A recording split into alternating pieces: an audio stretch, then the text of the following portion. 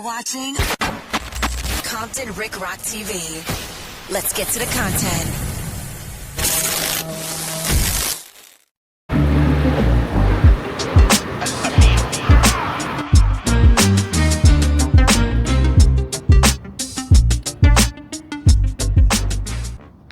We at Snoop Dogg's compound, and you at Compton Rick Rock TV. And oh yeah, Zach reacts on the camera.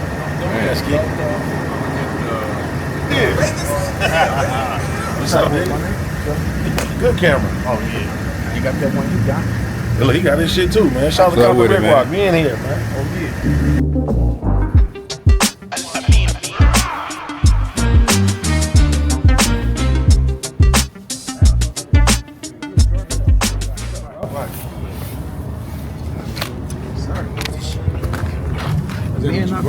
Everything good with you? Oh yes, sir. Come on, man. So with you, big boy? Yes, sir. Yes, sir. Yes, sir. This motherfucker leader. Oh yeah, all day. That's what I said. I ain't mad at it, boy. Fuck around and run in the yard now, huh? Boy in the building. Big Jizzle. Yeah, man.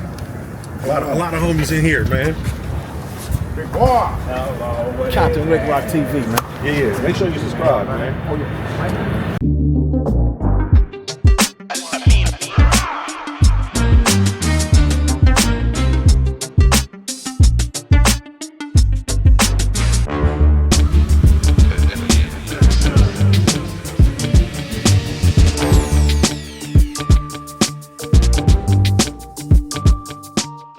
Come on. Yes, sir. They ain't happening.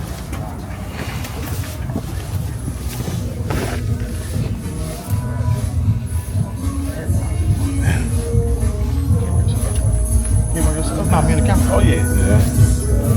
I know you was gonna. Oh yeah, for sure, for sure.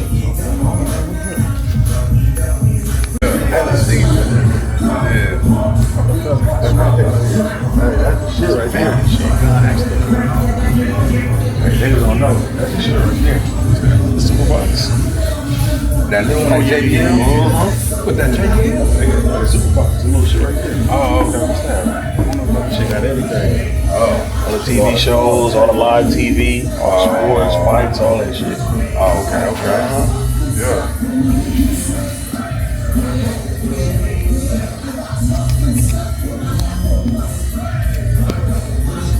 In the building. Yes, sir, man. Oh, come on, man.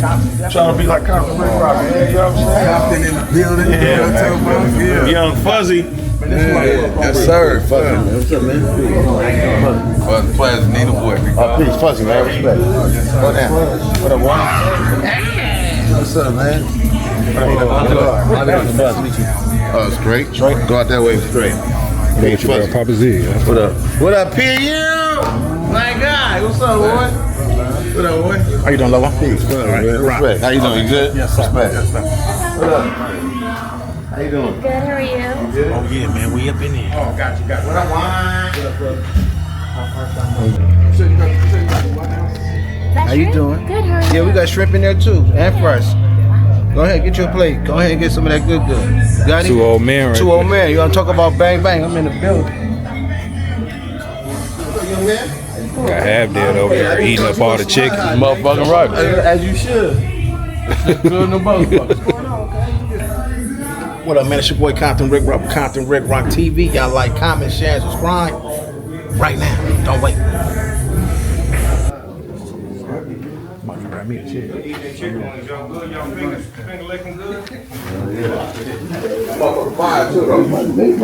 that's my cousin Tate dog. East side.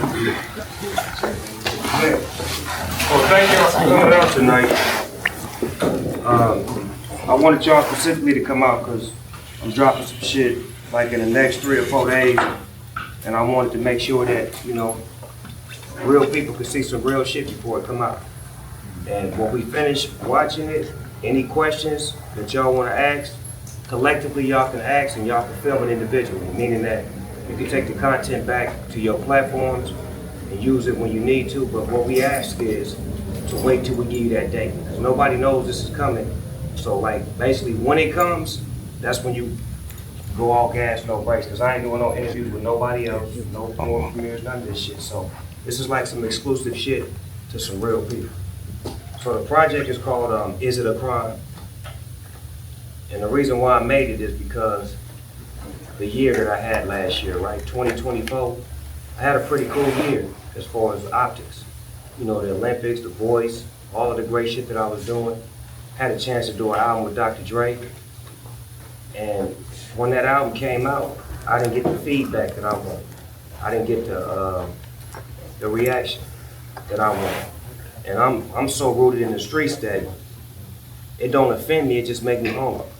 So I went back to the lab without Dre, without nobody knowing what I was doing, and put together this project. So I want to, you know, bang it for y'all so y'all can have it, hear it, understand it, know what it's from, what it's about. And, you know, when we finish, any questions y'all want, I'm free to answer. Hit them lights for me, cuz. What my shit in the back? Right.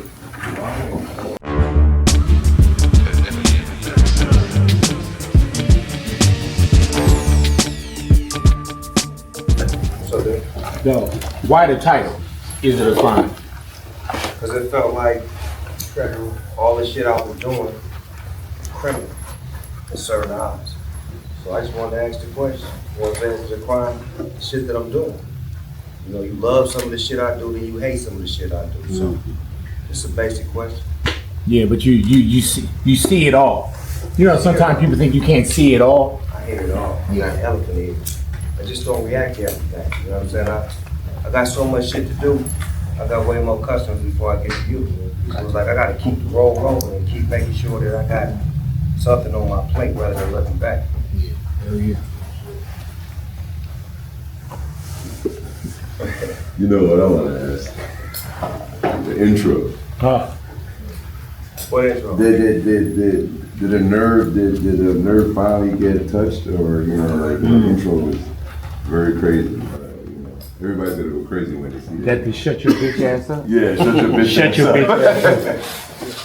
For many years, I've been like really extending the olive branch and being positive and, you know, like trying not to pay attention because I got too much shit to do. And, you know, it felt like when I bought Death Row, that like struck a nerve.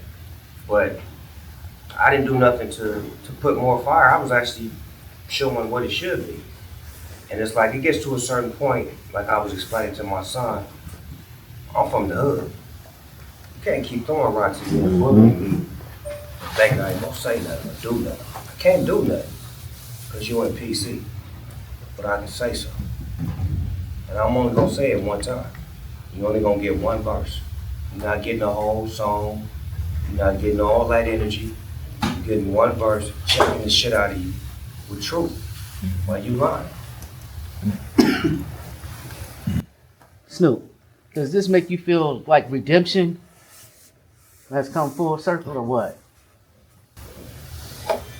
No, it's just, you know, being aware. Like, not being so far up to where you don't pay attention.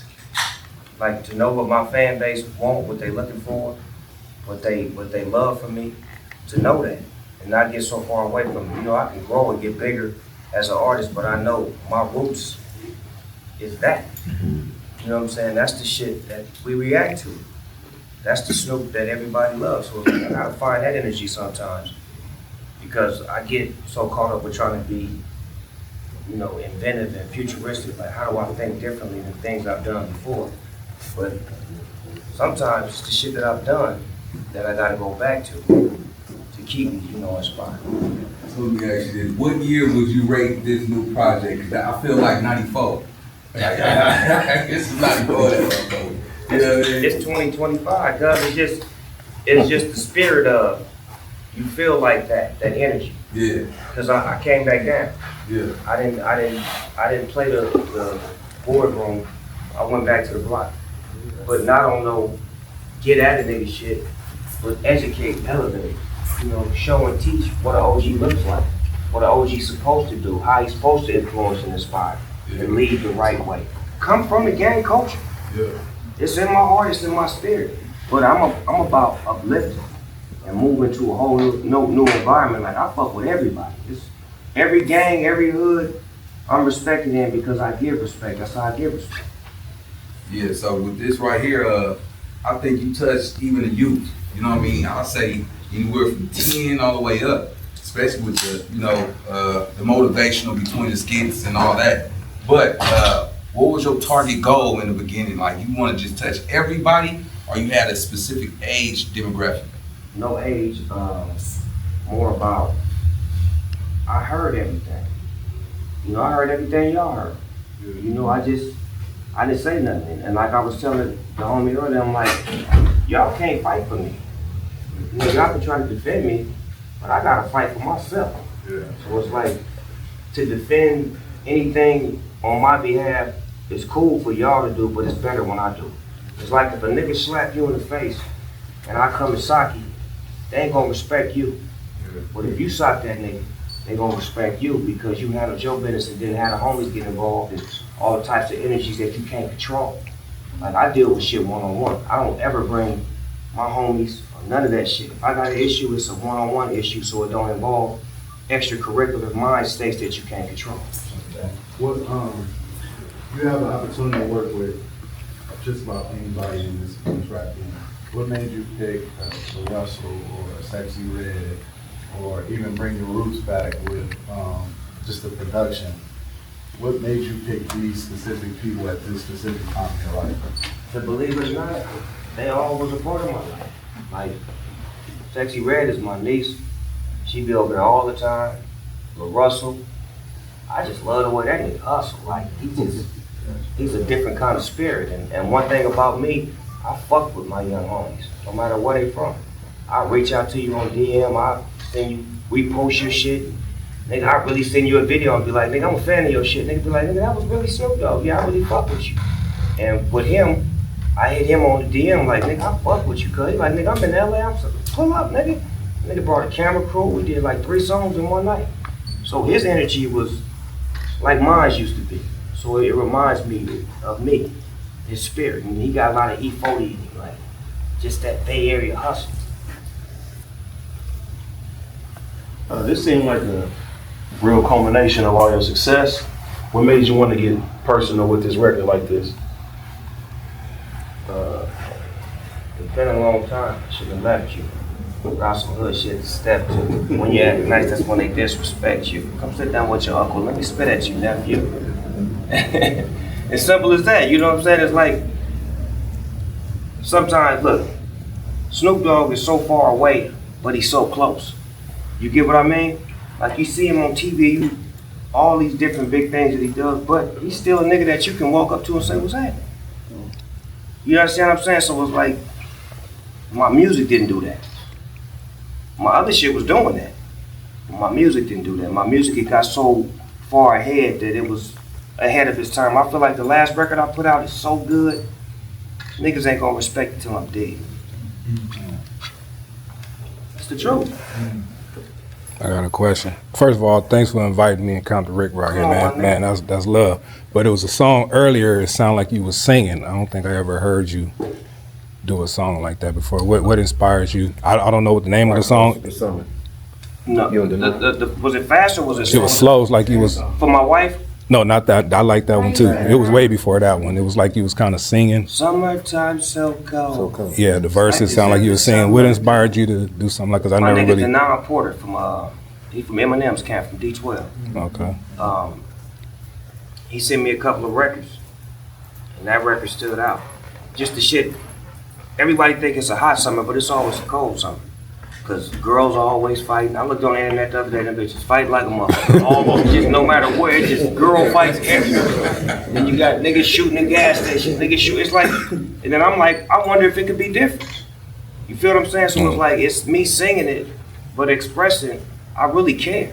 You know what I'm saying? I couldn't give it to you in a gangster song. I want to give it to you in a way where it's like, look at the shit we're doing. These girls fighting, niggas are shooting. Man, why can't it be different? Yeah. And it ain't a plea, it's just showing you what you look like. Yeah. Like, you need to see how stupid you look.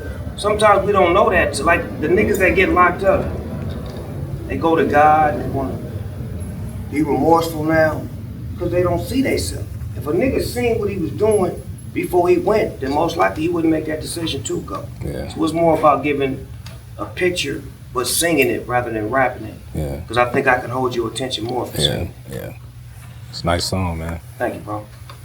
Snoop, people always saying that you're like their dream collab or their dream person to meet. I think that last record with Marvin Gaye, when you mentioned in this, I'm assuming it's like a mini DOGG / like music compilation together.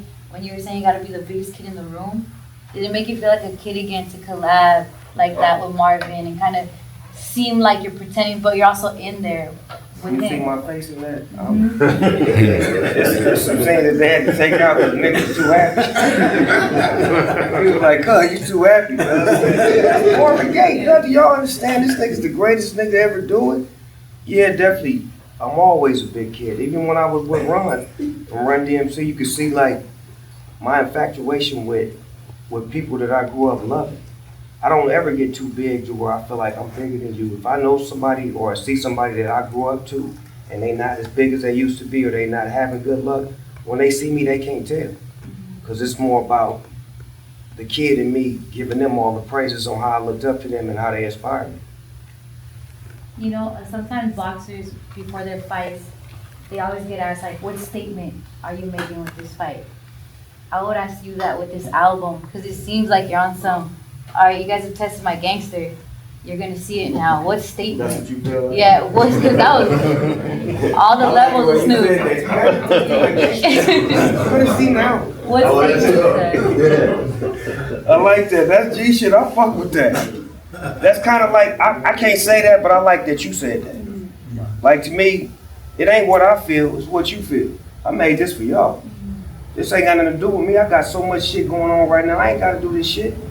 I could do whatever I want to do, but this shit right here was like, I need to give my people something, because it's too much, I'm hearing too much shit, and it's too much defending me, too much going against me, too much chit chatter. And it's like my people that was defending me didn't really have no ammunition, because I wasn't saying that. So how you gonna ride for me if I ain't ride? You wrote on that Suge record, though. I know. Yeah, That woke me up. I was like, yo. I got a question. But you know what I loved about that is that you touched it and then you left it there. Yep. You know what I'm saying? Like you touched it, and I think when I took a speech class, they say you want to grab people's attention first, and once you grab somebody's attention, then they'll pay more attention. And I thought with that one, you grabbed our attention, and then it was like, all right, listen now. When you did Unsung Heroes, what does that mean to Snoop?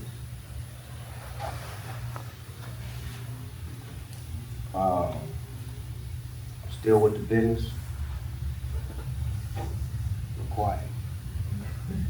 Can you tell us what sophisticated crippling is all about? Because you hear that, you know what I'm saying? That's sophisticated crippling up. And you teaching us how to really elevate and evolve, and we still can keep it crippling, but on a different level. Well, if you understand the true meaning of CRIP, it's community revolution and progress. So what we do is we try to take things to the next level. Like my CRIP can go everywhere. It ain't disrespectful, it's represented.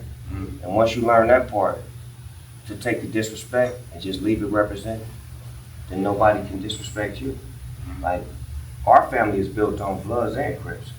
We say blood, we say cuz, it don't offend us, because this is who we are. But we respect each other. There's no disrespect, it's all in representation. And it's all about elevation, like going to the next level. How far is your Crip gonna take you if you ain't educated enough to know what a contract is, to know how to speak in a boardroom, to know how to dress, to know how to be approachable? You can say it, but you gotta show it. And to me, I don't say it, I show it. Yeah. Go ahead, Rick. Now look, no matter what Snoop Dogg album that we heard, we know we're gonna get some gangster shit, right? But it's still love in each album. How did you master that with showing love and everybody love you no matter what flag they represent, what color they represent? Like, is that something that you do intentional? When you make these songs, you make sure that you put that love up in there. So it's like, even though we get the gangster shit, we get a balance in each album. I think I was raised like that, Rick, to love people. And thank God for the first death row that was built. It was built on Bloods and Crips. Yeah. And I'm from Long Beach. We ain't got no Bloods in our city. Right. So it was a new experience for me and my homeboys. And they was never our enemies. That was the beautiful part about it. Like, we had more enemies from Compton Crip, which you know, than the Compton Bloods. So it was easy for us to mix and match with them And some of them niggas was just like us. Right. We just didn't know it. My cousins. You can feel them, I call them my blood cousins. Cause it's like, and that's the difference between a grown man and a kid. A kid gonna try to bang on a nigga, a grown man gonna ask a nigga some questions to try to figure out how we can actually fellowship, nigga. We may be able to get some money together. And you know that you got niggas over here, I got niggas before you know it, we bringing people together. The first death row happened on the Peace Treaty. It was 4/29/92. But death row was already in motion. But that put us in full motion. You feel what I'm saying? And then it created a way to where the little homies now can go Bloods and Crips, neighborhoods, cross hands and do songs and really be about fucking with each other. Because we was the foundation. Before us, that shit would never happen. Never. So we the foundation to that. At the same time, we keep showing how we elevating that because we still doing that. And we proud of the little homies that's doing it too. That's making that mark and putting their flag down and showing that it's better when we together. Because when we locked up, guess what? Guess what? We together. We gotta be. And they gonna put us all in the same goddamn cemetery. Why it's gonna take that to get to them? Now watch this. I see it's a couple of podcasters up in here, right?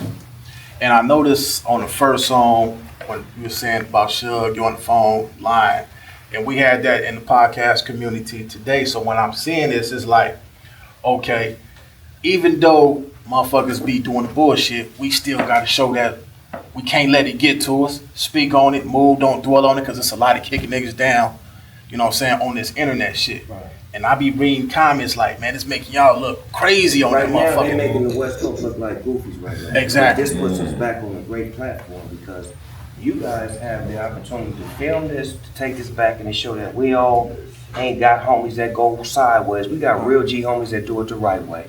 Start bringing stories about niggas like me and other niggas like me from other neighborhoods. I'm not the only nigga that do this. We always want to talk about the one that got cracked, the one that's doing bad, the one that's bullied. What about the ones that's really doing something good in the hood? I got 10, 11 homeboys from different neighborhoods. Joe Moses do great work in the football league. One of my blood family members do great work. Nobody puts him on a platform for none of the shit he doing. Right. Like, but as soon as a nigga get a case and homies get the ratting niggas out and snitching and they turn hoods against each other, we got content. We got this. Nigga, let's put some content on about positivity. It's all about what we project. Like, I can project negative energy, but I'm projecting positive energy because I got the biggest platform of them all. So we can do the same. So I think we should take advantage of this, like the opportunity to say, let's start finding more, for the podcasters in here, let's start finding more stories of neighborhoods that's doing it the right way. OGs that's really not frowned upon. If we could check their whole TRW and see that they went from gang banging to they ain't look back. Like no backslacking. Black boy with a flag to a boss with a bag. Real shit. That's right. How was that moment when you got your star and you was crib walking on that motherfucker? That was like a highlight. That was just a highlight, man. No, man, my mama and my daddy was there, and actually my whole family was there.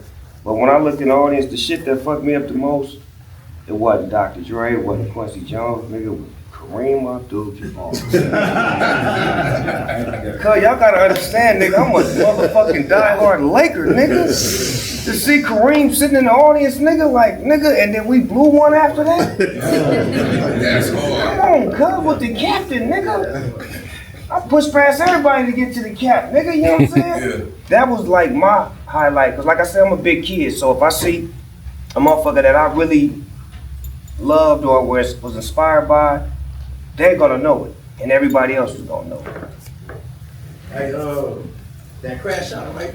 That got me right there. That crash out you did, bro. I did that 23 years, bro. You know what I'm saying? And see that right there? That did lock me right there, bro. Education, right? Because after the fact, you understand that. But while you doing it, you ain't really got no understanding, because nigga, we crashing out. But see, if a nigga come on here and tell you, if a nigga give you a PSA, say, you know, come on in here, nigga, just we wait. Now you thinking before you crashing out, like, nigga, I ain't trying to go in there and be with the homies for life. Nigga. You mean for life? Yeah, nigga, for life. Free me for life, nigga, free the homies. You usually are strong for everybody. When people usually come to you for advice.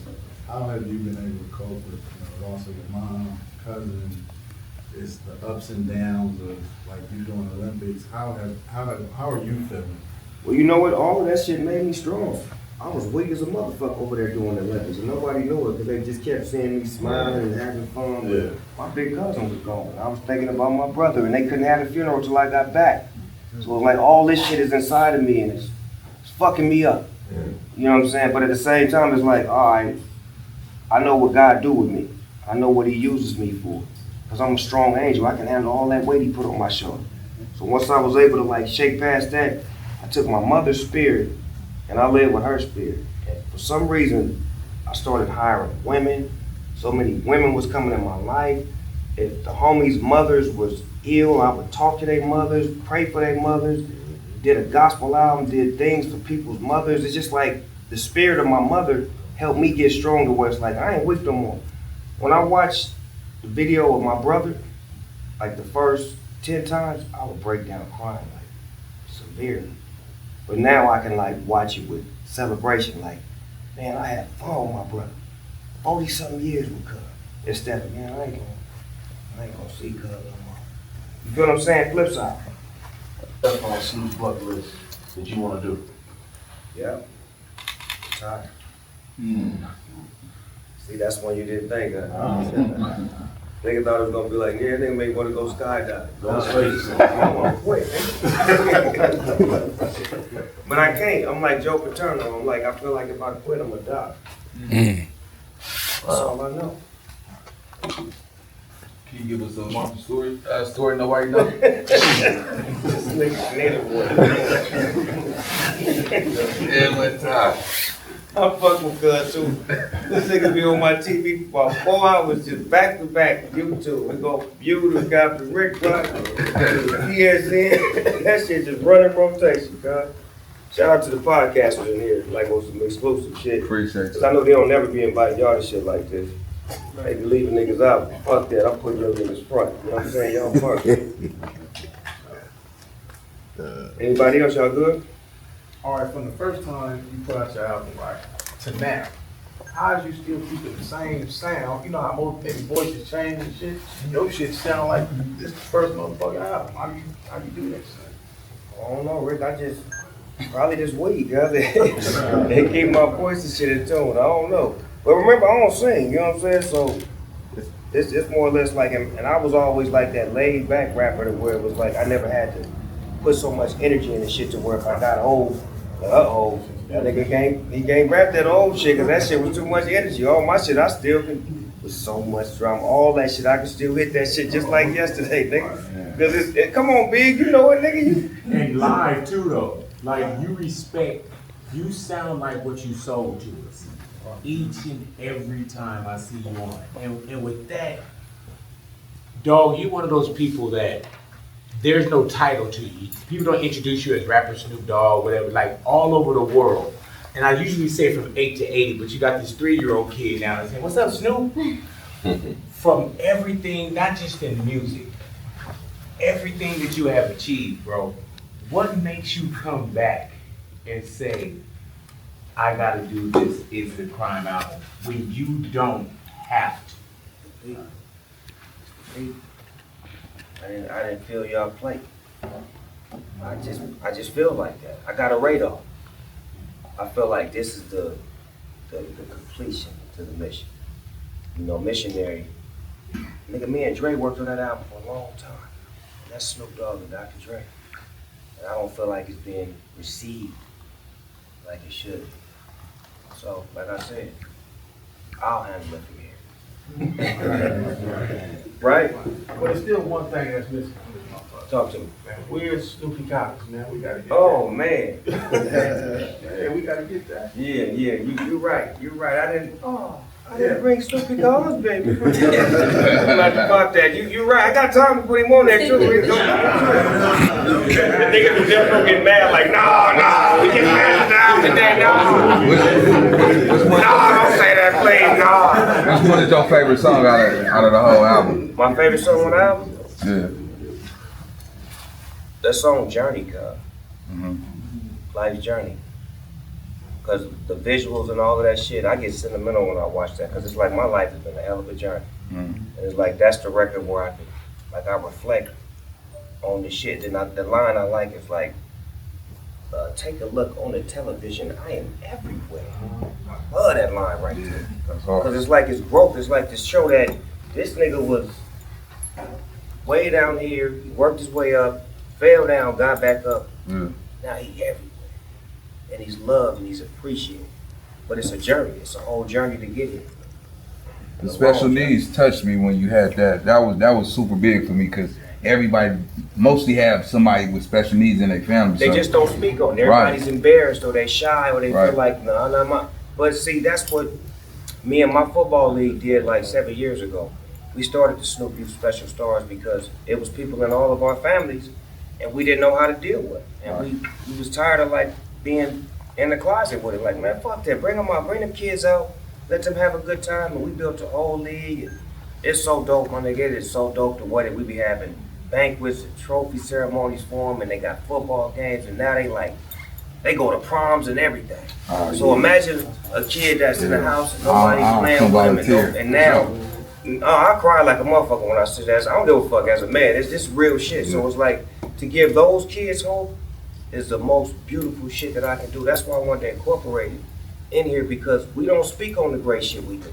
That ain't our job. My job ain't to be bragging about all the shit that I do, but I do need to let you know that this is what I do. So while you talking shit, calling me a sellout and doing all this shit, reflect back on what I've been doing for like 30 years. Since you want to talk about a 30-minute DJ set, talk about 30 years of motherfucking work. 30 for 30, bitch ass nigga. Hey, yo, I had a conversation with Fuzzy, right? And I was like, man, all the deposits that you put in, I was like, motherfuckers really trying to do a withdrawal? Like all the deposits, are we trying to withdraw? That's why even with us, man, I stood a line. I said, I said on there, I said, I ain't talk to DOGG. And when I talk to DOGG, I'll talk to DOGG. I don't need to come out and all the deposits and all the great shit that you've done for me to say some goofy shit. And when I look at the album, bro, and I don't know if the album the way that we saw it right now, if that's the sequence. Some of it is.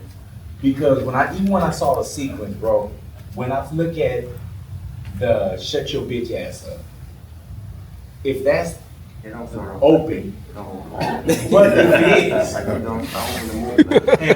but my friend, like if that was a sequence and I get to my friend at the end, that's life. Because this is life, bro.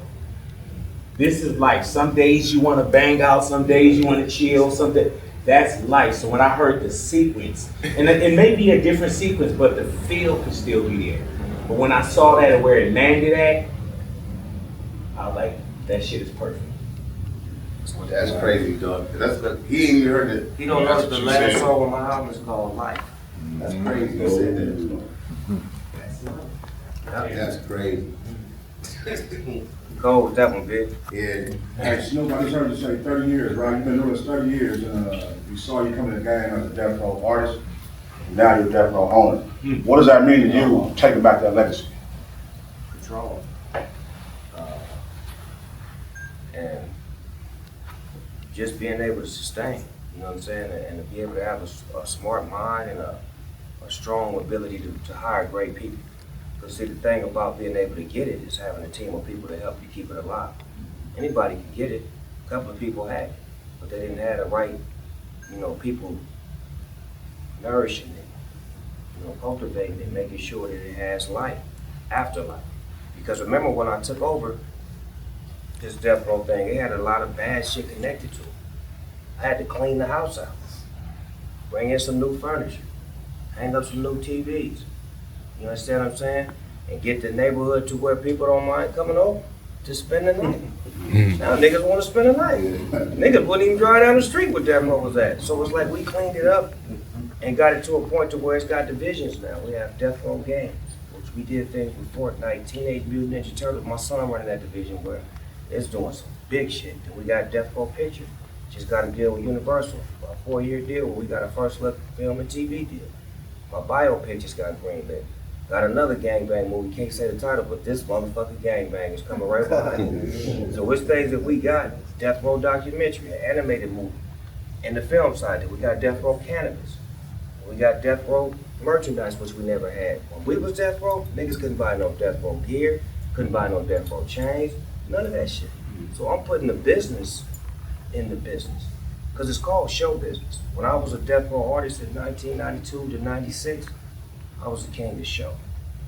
Now, 2025, I'm the king of business. So you put them both together, it's called show business. So we're gonna put some show business in Death Row.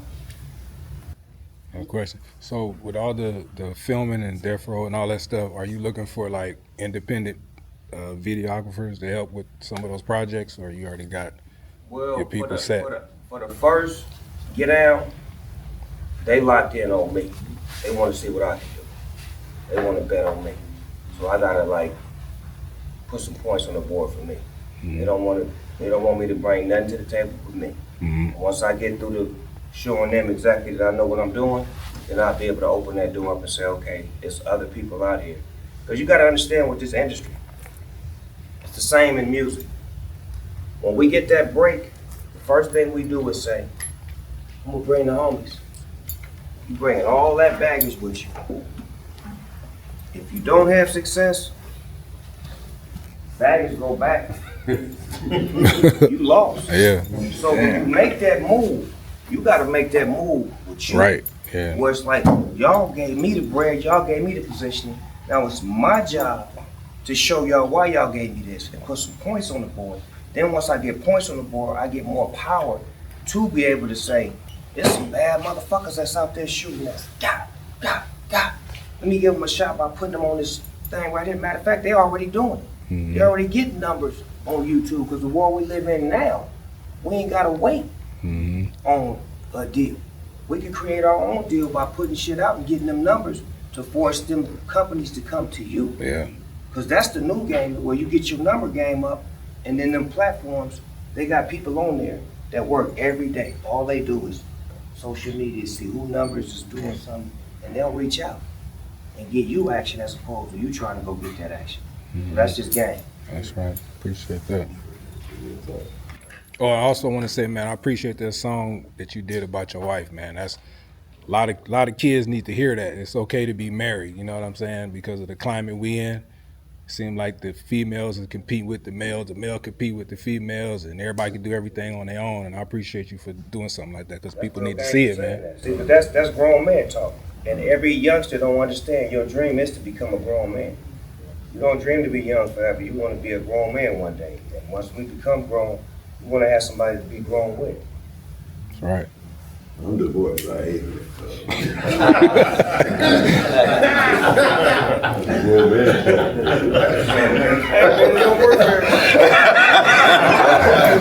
Try again. On the cheese. I wonder, like, you had, like, obviously, Missionary came out.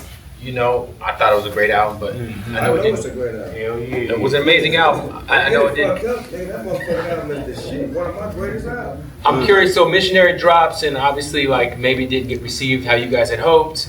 That kind of combats with the public coming at you for the DJ shit. Do you feel like with this album, because I think in your career you've had like another like few times where you've had like something to prove or a chip on your shoulder, like obviously like going to No Limit, that first album, like do you feel like you have this is the biggest chip on your shoulder you've had when dropping an album in a while? Well, remember, I am a rapper, so I'm still competitive. I still like being number one. When you become number one, you don't know what it feels like to be two. And it ain't cocky, it's confidence. And it's just a swagger that I got. Like, I don't know what it feels like to be behind somebody when I've been in the league. Now I'll say this, when Kendrick took the flag and ran with it, I had no problem sliding the crown. Get down, my nigga. And this is before these records, if you check the files. This is before he was actually on. When I seen that in him, I had no problem with it. That's your crown, homie. You running with this shit.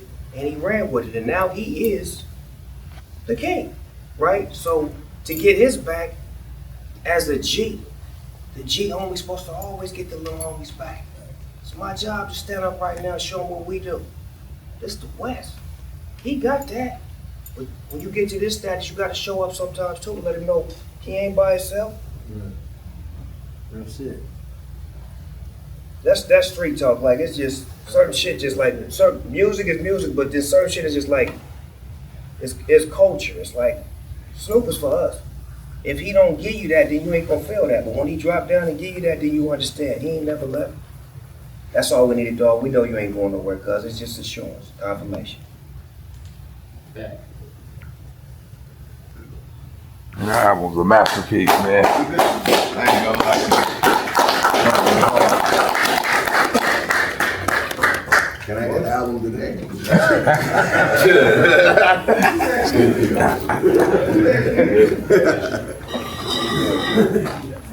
What up, man? It's your boy Compton Rick Rock with Compton Rick Rock TV. Y'all like, comment, share, and subscribe. Right now. Don't wait.